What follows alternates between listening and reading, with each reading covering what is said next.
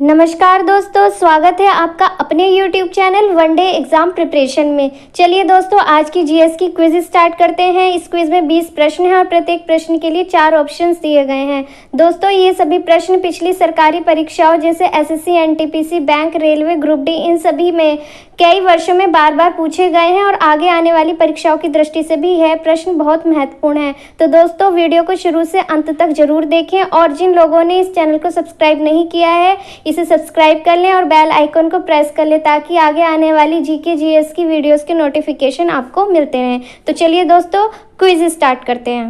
देखते हैं पहला प्रश्न। नेताजी सुभाष चंद्र बोस संग्रहालय किस शहर में स्थित है? दिल्ली, चंडीगढ़, कलकत्ता या इंदौर? तो दोस्तों, इसका सही जवाब है option number A, Delhi. Netaji Subhash Chandra Bose संग्रहालय दिल्ली के लाल किले में स्थित है। यह संग्रहालय सुभाष चंद्र बोस और भारतीय राष्ट्रीय सेना से संबंधित विभिन्न कलाकृतियों को प्रदर्शित करता है। इस संग्रहालय की नींव अक्टूबर 2018 में आज़ाद हिंद फौज की 75वीं वर्षगांठ के समारोह के दौरान रखी गई थी। अगला प्रश्न देख लेते हैं। जियोलाइट क्या है? 4 ऑप्शंस हैं। Hydrated ferric oxide, hydrated sodium aluminium silicate, sodium hexametaphosphate, sodium tetraborate. तो दोस्तों, इसका सही जवाब है option number B, hydrated sodium aluminium silicate.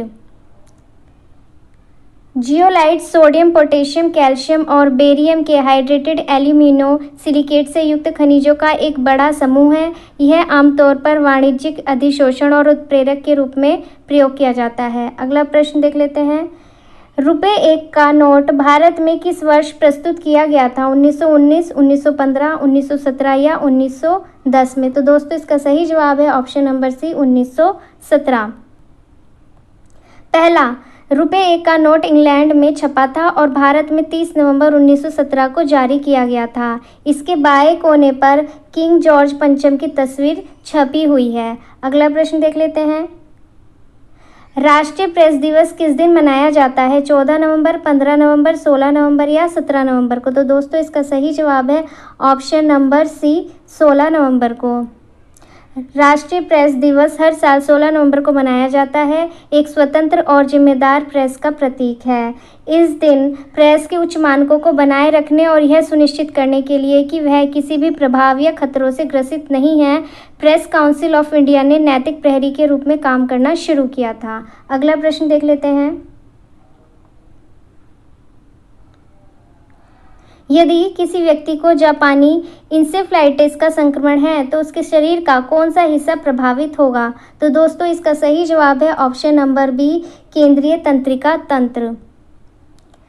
जापानी इंसेफ्लाइटिस के कारण केंद्रिका तंत्र पर मुख्य प्रभाव पड़ता है। यह संक्रमण मच्छरों के माध्यम से फैलता है जिसमें बुखार, सिर दर्द, उल्टी जैसी समस्याएं होती हैं। अगला प्रश्न देख लेते हैं। भारत छोड़ो आंदोलन के दौरान करो या मरो का नारा किसने दिया था? तो दोस्तों, इसका जो सही जवाब है वो है option number B, Mahatma Gandhi.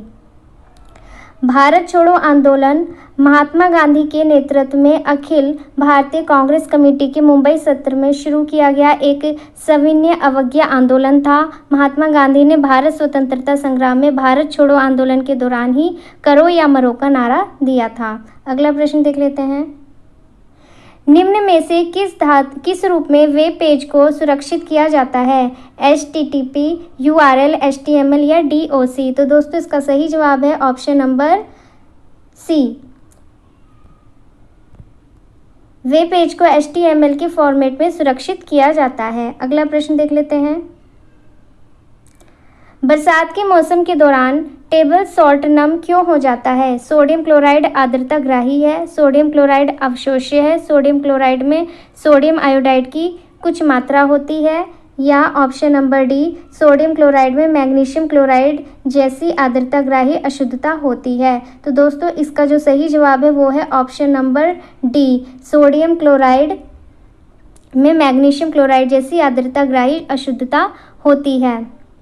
Table salt बरसात के मौसम में नम हो जाता है क्योंकि इसमें मैग्नीशियम क्लोराइड जैसी आर्द्रताग्राही अशुद्धता होती है और जो पानी का अवशोषण करके इसे गीला और नम बना देती है।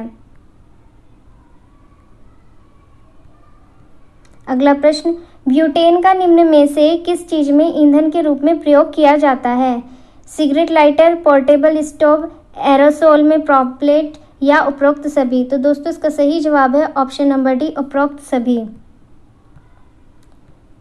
ब्यूटेन एक हाइड्रोकार्बन है और एक अत्यंत ज्वलनशील, रंग रहित और बिना गंध वाली तरलीकृत गैस है। यह आमतौर पर सिगरेट लाइटर, पोर्टेबल स्टोव के लिए ईंधन के रूप में, एरोसोल में, प्रणोदक, हीटिंग ईंधन आदि में प्रयोग किया जाता है। ब्यूटेन तरलीकृत पेट्रोलियम गैस एलपीजी में भी पाया जाता है। अगला प्रश्न देख लेते हैं। आंखों में रेटिना का काम है कैमरे के लेंस का, कैमरे की फिल्म का, कैमरे के शटर का या इनमें से कोई नहीं। तो दोस्तों इसका सही जवाब है ऑप्शन नंबर ए, कैमरे के लेंस का। रेटिना आंखों के अंदर पीछे की तरफ एक उत्तक की पतली सी परत जैसा होता है। यह ऑप्टिकल नस के पास होता है। रेटिना का कार्य उस रोशनी को पकड़ना है जिसे लेंस ने फोकस किया है और उस रोशनी को सामान्य चिन्हों में बदलकर दिमाग में दृष्टि की पहचान के लिए संकेत भेजना है। अगला प्रश्न देख लेते हैं। विद्युत धारा का पता लगाने के लिए उपयोग किया जाने वाला उपकरण कौन सा है? तो दोस्तों इसका सही जवाब है ऑप्शन नंबर ए, गैल्वेनोमीटर। गैल्वेनोमीटर विद्युत धारा का पता लगाने और मापने के लिए एक विद्युत उपकरण है। गैल्वेनोमीटर को सर्किट के साथ समानांतर क्रम में प्रतिरोध जोड़कर अमीटर में परिवर्तित किया जाता है और प्रतिरोध को गैल्वेनोमीटर के साथ श्रृंखला क्रम में जोड़ा जाता है, तो इसका प्रयोग वोल्टमीटर के रूप में किया जाता है। अगला प्रश्न देख लेते हैं। शिक्षा निम्न में से किस सूची का हिस्सा है? संघ सूची, राज्य सूची, समवर्ती सूची या उपरोक्त में से कोई नहीं। तो दोस्तों इसका सही जवाब है ऑप्शन नंबर सी, समवर्ती सूची। विधायी अनुभाग 3 सूचियों में विभाजित है, संघ सूची, राज्य सूची और समवर्ती सूची। समवर्ती सूची में 52 वस्तुओं की सूची है जिसमें केंद्र और राज्य दोनों को कानून बनाने का अधिकार है। शिक्षा इसी सूची के अंतर्गत आती है। अगला प्रश्न देख लेते हैं। भारत के मुख्य चुनाव आयुक्त को किसके द्वारा हटाया जा सकता है?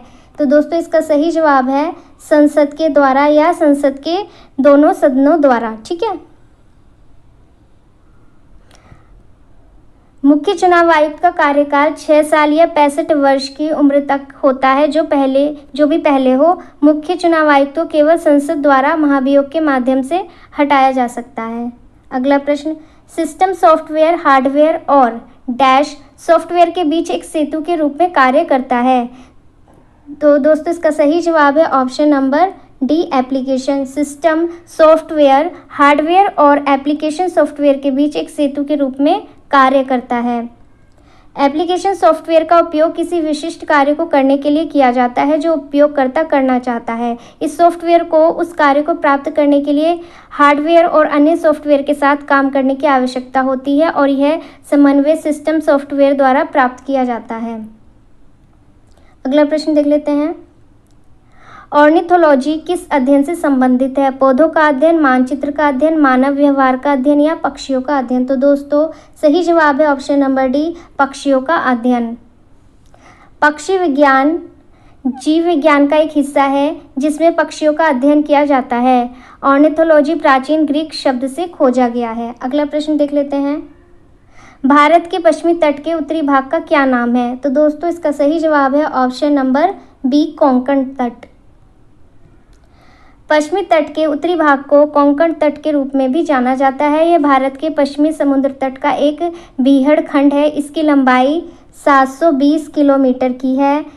पश्चिमी भारत के राज्य कर्नाटक, गोवा और महाराष्ट्र के तटीय जिले हैं। अगला प्रश्न देख लेते हैं। जहाज़ों का निर्माण और आवागमन किस सिद्धांत पर आधारित है?